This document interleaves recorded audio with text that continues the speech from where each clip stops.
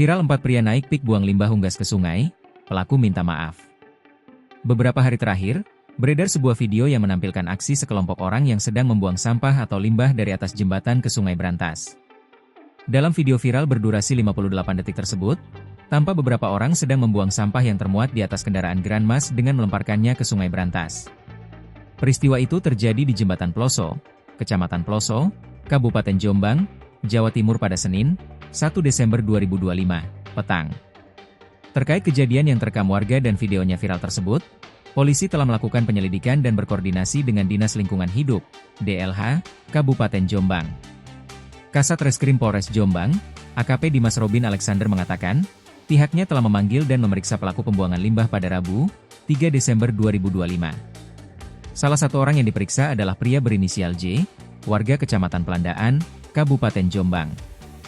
Dimas mengungkapkan, dari hasil pemeriksaan, J mengaku membuang sebanyak 12 kantong plastik limbah dari rumah potong ayam.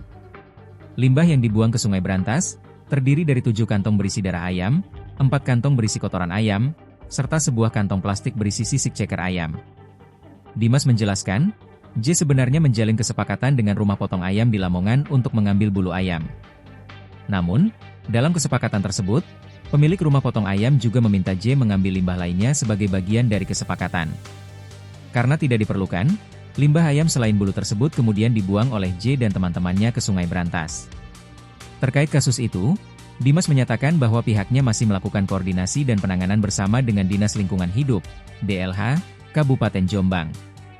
Selain itu, menurut Dimas, jajarannya terus melakukan pengawasan dan penelusuran terkait kemungkinan pelaku melakukan hal serupa di tempat lain atau waktu berbeda. Sementara itu, pelaku pembuangan limbah ayam ke Sungai Brantas dari atas Jembatan Ploso mengakui perbuatannya.